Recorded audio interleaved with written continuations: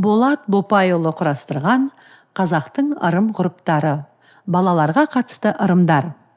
Қазақ ырымында жаңа туған нәрестені, жас баланы ойбай-ау, мынау не деген сұлу, неткен томпақ, балпанақта екен деп таңырқамайды. Егер аңғармай айтып қалса, жерге 3 рет түкірткізеді.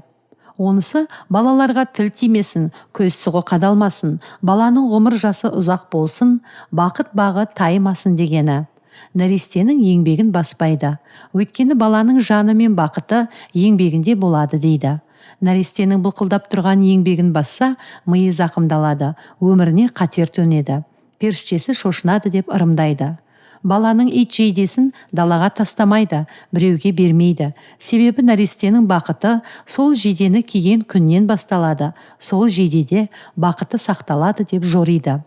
Бұрынғы заманда дауға барған адамдар, жауға шапқан батырлар баласының ит жейдесін қойнына тығып алып жүрген. Сол жейде қауіп-қатерден, пәле-жәледен сақтайды деп ырымдаған. Алыс сапарға аттанған ата-аналар баласының уыз иісі әбден сіңген ит жейдесін тастамай ала жүретін болған.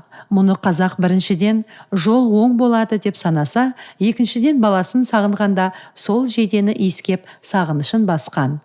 Бесікке пайдаланып жүрген түбекті, шүмекті төңкермейді. Оны төңкеріп қойса, ішіне кір жабысып пәле үймелейді. Отбасына қойса, қурап семіп қалады. Сондықтан оны тазалап, жуып, күн көзіне кептіру керек. Әйтпесе баланың қуығы тұтылып ауырады, жіңішке ауруға шалдығады деп ырымдайды. Әкесі тірі бала қолын төбесіне қойып, төр алдында шалқасынан түсіп жатпайды. Бұлай істесе, әкесіне наразы болғаны, өлім тілеп, зауал әкелгелі жатыр деп жаман ырымға жориды. Мұндайды үлкендерге құрметсіздік, әдепсіздік, ессіздік деп санайды. Қолын төбесіне қойған баланы жек көреді. Сәбилер тоңқайып, екі бұтының арасынан қараса, жолаушы келеді, жолы ашылады, алыстағы туыстар қатысады деп қуанады. Жол болсын деп, тоңқайып тұрған сәбидің бұтының арасынан аузына дән, тәтті тағам тістетеді, май сорғызады. Мұнысы барлық іс оң болсын деген ырымы. Жалғыз ұлына жамау-жамау киім кигізіп, төбесіне айдар тағады. Онысы балаға жат көздің сұғы қадалмасын, тіл мен көзден сақ болсын дегені. Әдемі киіндіріп, мөлдіретіп сәндеп қойсаң, көз тиеді, тіл сұғы қадалады деп ырымдайды. Бесікті бейуақытта далаға шығармайды. Нәрестені 6 айдан асқанша үйде жалғыз қалдырмайды. Өйткені қараңғылық пен жарық жер бетінде таласып тұрған кезде бақ пен сор тез ауысады. Бейуақыттың пәлесі жабысады деп біледі. Кіндігі қатпаған сәби бейуақытта үйде жалғыз қалса шошынады, ұшынады деп ырымдайды. Кейде баланың ұрық безі бұзылып, ұрқынан айырылады, аузы басы қисайып қалады. Сондықтан әлетіне кірмеген баланың қасынан адам үзілмеген жақсы деп иланады. Ұзақ жолдың азабын тартып келген жолаушы жаңа босанған әйелдің үстіне кірмейді. Өте жақын туысы болса ғана біраз дем алып, беті қолын жуып, сырт киімдерін шешіп жеңілдеген соң барып кіруі тиіс. Себебі жол азабын тартқан адамның түсі сұсты, қабағы қатыңқы болады. Өмір есігін жаңа ашып, көзі мөлдіреп жатқан сәби мен сүйек-сүйегі босап, әлсіреп жатқан ана шошынып қалмасын, секемденбесін, сескенбесін деп ырымдайды. Бос бесікті тербетпейді. Баласы өліп, бағы сөніп, өзегі өртенген, содан есалаң күйге ұшыраған әйел ғана бос бесікті тербетіп зарланады. Сондай жамандық болмасын деп ырымдайды. Қыдырып келген жас баланы үй үйесі қырқол шығармайды. Өйткені сәбидің меселі қайтпасын, көңілі қалмасын, жүрегі суымасын, келер бақытының беті қайтпасын, үйге оттай ыстық ықыласы қалсын дейді.